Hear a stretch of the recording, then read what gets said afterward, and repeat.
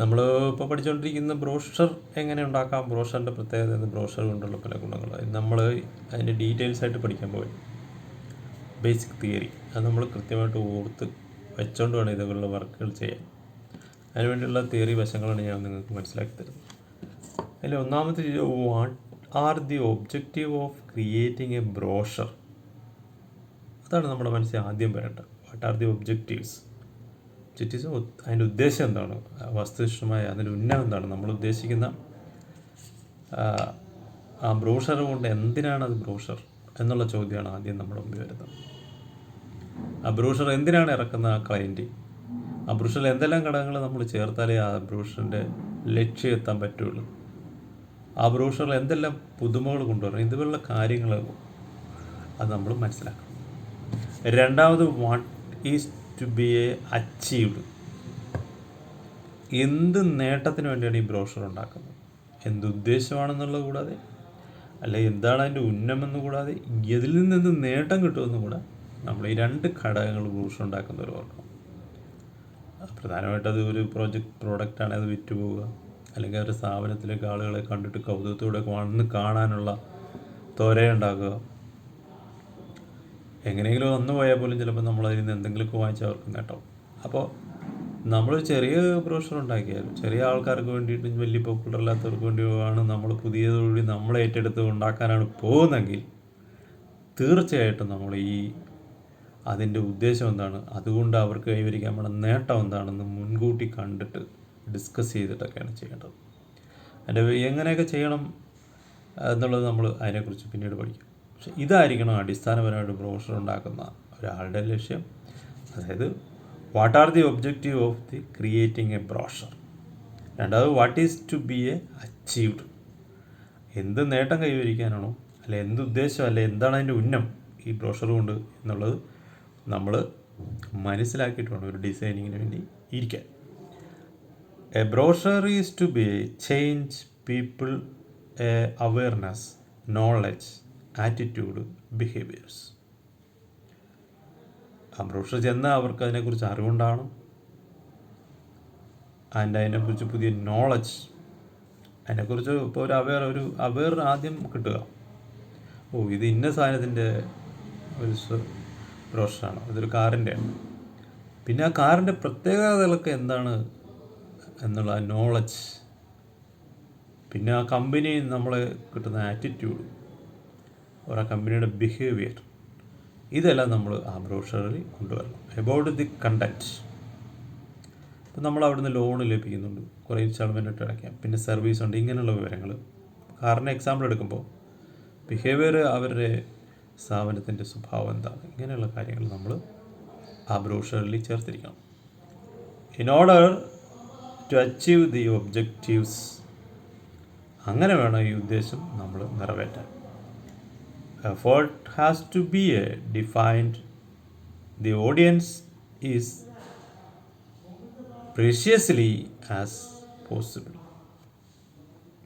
വളരെ പ്രഷ്യസ് ആയിട്ടുള്ള പിക്ചേഴ്സുകളും നല്ല ഭംഗിയുള്ള അക്ഷരങ്ങളും ടോണുകളും അതിൻ്റെ കവർ ഒക്കെ കണ്ടാൽ തന്നെ ഒരു സംഭവം നമ്മൾ ആളുകളെ അട്രാക്റ്റ് ചെയ്യുന്ന രീതിയിലേക്ക് അത് മറിച്ച് നോക്കി അതിനെക്കുറിച്ചുള്ള നോളജ്, അവരുടെ ആറ്റിറ്റ്യൂഡ്, അവെയർനെസ്, അതിൻ്റെ ബിഹേവിയർ, ഇതെല്ലാം നമുക്ക് ഒറ്റയടിക്ക് തന്നെ ആ ബ്രോഷറിൽ നിന്ന് മനസ്സിലാക്കാൻ മറ്റുള്ളവർക്ക് കഴിയുന്ന രീതിയിൽ വേണം ഡിസൈൻ ചെയ്യാൻ.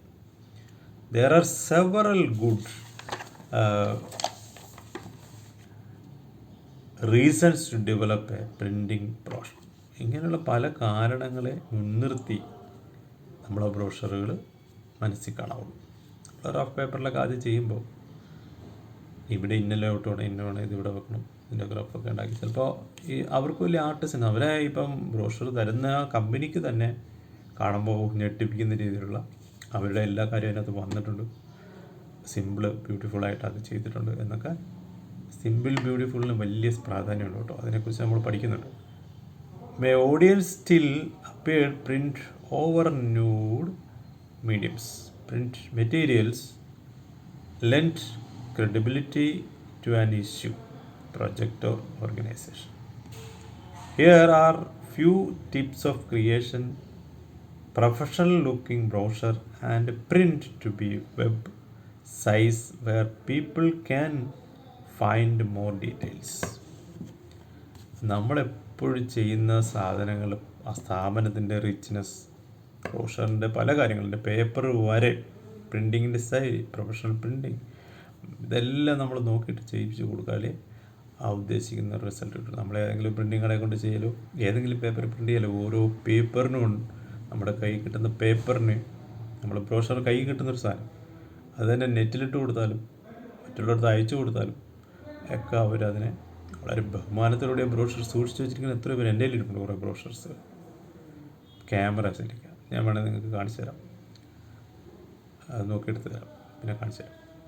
അപ്പോൾ ഇപ്പോൾ പാനാസോണിക്കിൻ്റെയും നിക്കോണിൻ്റെയും സോണിയുടെയൊക്കെ ബ്രോഷേഴ്സ് ഉണ്ട്. ബ്രോഷർ മറിക്കുമ്പോൾ തന്നെ നമുക്കറിയാം അവരുടെ പേപ്പറിൻ്റെ കട്ടി, പ്രിൻറ്റിങ് ഗ്ലേസ് ഉണ്ട്, മാറ്റ് പ്രിൻറ്റിങ് ഉണ്ട്, ഇതിൻ്റെ എല്ലാ ക്വാളിറ്റീസ് അവർ ഉപയോഗിച്ചിരിക്കുന്ന ഏറ്റവും കുഞ്ഞക്ഷരം വരെ നമുക്ക് കൃത്യമായിട്ട് വായിച്ചെടുക്കാനുള്ള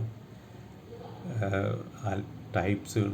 നമ്മൾ ട്രഡീഷണൽ ഓൾഡ് അക്ഷരങ്ങളൊക്കെ അവർ എന്നും നമ്മൾ സ്കൂളിലൊക്കെ പഠിച്ച് കണ്ടുകൊണ്ടിരിക്കുന്ന സ്ഥിരം ആ അക്ഷരത്തിൻ്റെ മോഡൽ, റോമൻ ആ ടൈപ്പൊക്കെ അവർ അതിനകത്ത് ഉപയോഗിക്കും.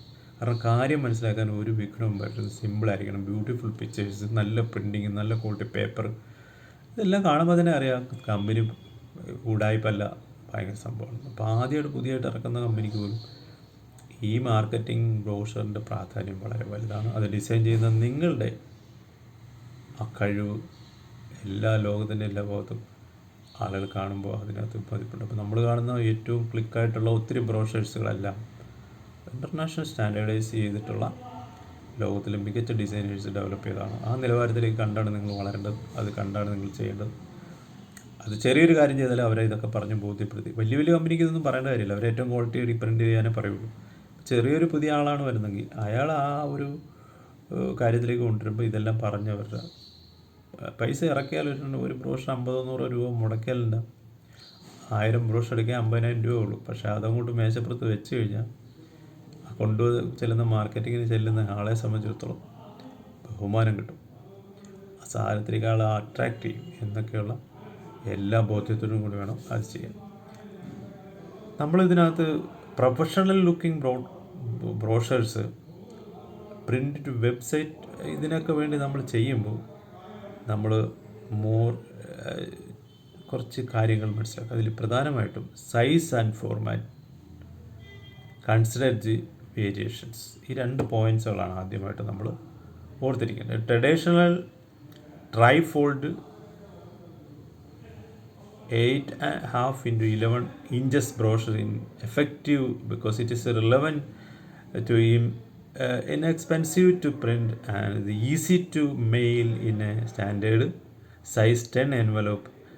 Down size in that the size is ambiguous and making it difficult to distinguish your brochure for other. അബിക്യൂസ് എന്ന് പറഞ്ഞാൽ എന്താ? അബിക്യൂസ് ചെയ്യുക. അപ്പം നമ്മളൊരു അത് എല്ലാ സർവ്വവ്യാപിയായിട്ടുള്ള, നമുക്ക് ഇല്ലൻറ്റിനകത്തും കവറിനകത്തൊക്കെ അതിനൊക്കെ ഒരു സൈസ് ഉണ്ട്. നമ്മളൊരു പോസ്റ്റ് ചെയ്യുമ്പോൾ ഈ പറയുന്ന 8.5 x 3 മടക്കി എടുക്കാവുന്ന ഒരു ബ്രോഷറാണ് ലോകത്തിലെ ഏറ്റവും കൂടുതൽ കണ്ടുവരുന്ന ഒരു ബ്രോഷർ. അത് നമുക്ക് മറ്റുള്ളവർക്ക് ഒരു ലോകത്തിൻ്റെ സ്റ്റാൻഡേർഡൈസ്, കവറിനൊക്കെ ലോകം മുഴുവൻ ഒരേ സ്റ്റാൻഡേർഡൈസ്, പല കവറുകളുണ്ടെങ്കിലും ആ സ്റ്റാൻഡേർഡൈസിന് പ്രത്യേക കവറൊന്നും നമ്മൾ ഉണ്ടാക്കേണ്ടത്. അല്ലെങ്കിൽ നമ്മൾ പ്രിൻ്റ് ചെയ്ത് ഒരു കവറിലാക്കുന്ന ഈ കവറിലേക്ക് അത് കയറ്റി അയച്ചു കൊടുക്കാം എന്നുവരെ കണ്ടുകൊണ്ടാണ് ബ്രോഷർ ചെയ്യുന്നത്. അപ്പോൾ 8.5 x 11 ലോകത്ത് ആദ്യം തൊട്ടേ ഉപയോഗിച്ച് വരുന്ന, പണ്ട് കാലം തൊട്ട് ഉപയോഗിച്ച് വരുന്ന അതൊരു സർവേ വ്യാപിയായി കാണുന്നത് ആണ്. എടുത്തു കാട്ടുക എന്നുള്ള distinguish, make a difficult to distinguish your brochure for the others. അപ്പോൾ നമ്മൾ സർവ്വവ്യാപിയാണെങ്കിലും നിങ്ങൾ ചെയ്യുമ്പോൾ വേണമെങ്കിൽ അതിന് ഡിഫറൻ്റ് ആയിട്ടും ചെയ്യാം. അപ്പോൾ നമ്മൾ സൈസ് അടിസ്ഥാനമായിട്ട് ചെയ്യുമ്പോൾ 8.5 x 11 എന്ന് പറയുന്ന ഇൻ്റർനാഷണൽ ആദ്യ സൈസുകളാണ്. പിന്നെ വരുന്നത് consider a variations, try using the biggest sheet for paper 8.5 x 11 inch.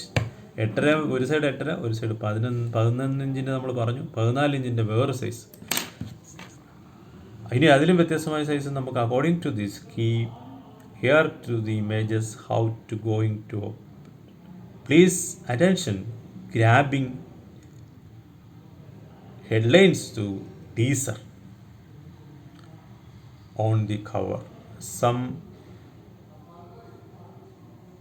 compelling text or images on the inside, and full description where brochure open to the complete, just to be sure for the size of enveloping going to be needed.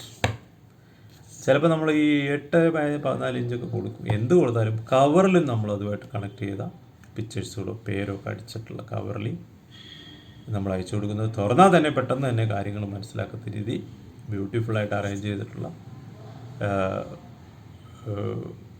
ടൈപ്പുകളും അതിൻ്റെ ലോഗോസും കാര്യങ്ങളും എല്ലാം. നമുക്കിപ്പോൾ ബെൻസിൻ്റെ ഒരു കാറിൻ്റെ logo നമ്മളെപ്പോഴും പറയുന്ന ഉദാഹരണം Benz BMW എന്നൊക്കെ പെട്ടെന്ന് പിള്ളേരെ അട്രാക്ട് ചെയ്യാൻ പറ്റും. അതിൻ്റെ ഒരു സാധനം ഒരാൾക്ക് കാർ വേണമെന്ന് പറയുമ്പോൾ അയാളുടെ വീട്ടിലേക്ക് അയച്ചു കൊടുക്കണം. കാരണം അതിൻ്റെ വില 80 ലക്ഷം, 1 കോടി, 1.5 കോടിയൊക്കെ വരുന്ന ഒരു കാറിൻ്റെ ബ്രോഷർ ഏറ്റവും നല്ലോണം പ്രിൻ്റ് ചെയ്ത ഒരു പ്രത്യേക കവറിലിട്ട് അവരെത്തിച്ചു കൊടുക്കും. അത് പോസ്റ്റ് ആകണമെന്നില്ല, അല്ലാതെ ചിലപ്പോൾ മെയിൽ ചെയ്തു. പക്ഷേ നമ്മൾ ബ്രോഷർ കൈ കിട്ടുമ്പോൾ കൈ പിടിക്കുമ്പോൾ തന്നെ നമുക്ക് അതിൻ്റെ ക്വാളിറ്റി അറിയാൻ പറ്റും. അപ്പോൾ ഏറ്റവും സിമ്പിളും ബ്യൂട്ടിഫുള്ളും ആയിട്ടുള്ള കാര്യങ്ങളിലൂടെ സൈസും കൺസിഡർ ടു വേരിയേഷൻസും അതിൻ്റെ വ്യത്യാസവും മനസ്സിലാക്കിയിട്ട് ഈ 2 കാര്യങ്ങളിലും വേണം അത് തുടങ്ങാൻ. ഇനി ഇത് ചെയ്യുമ്പോൾ നമ്മൾ step involving the creation brochure ചെയ്യാനുള്ള സ്റ്റെപ്പ് ബൈ സ്റ്റെപ്പ് എന്താണെന്നുള്ളതാണ് അടുത്ത 6 പോയിൻറ്റ്സുകളുണ്ട്. അത് നമ്മൾ അടുത്തടുത്ത് പഠിക്കുന്നു.